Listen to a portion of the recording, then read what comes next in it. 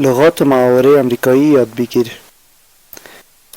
wasted خیلی مست. He wasted last night. اون دیشب خیلی مست بود. lighten up آروم باش. lighten up it was just an accident. آروم باش فقط یک تصادف بود. rip off خیلی گرون سرگردونه. that phone case was trip off. اون قاب گوشی خیلی گران بود. my bad اشتباه من بود.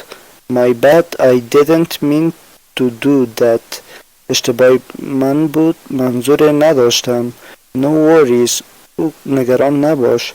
no worries I cleaned that up. اوکیه من تمیزش میکنم. repeat بدن fit.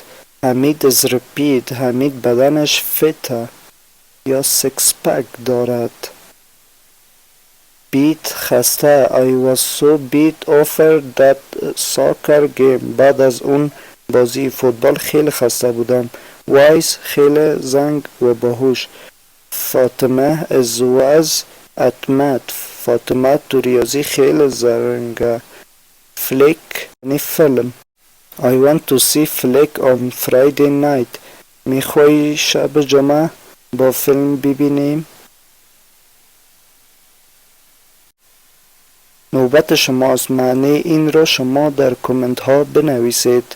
I am worn out. I am worn out.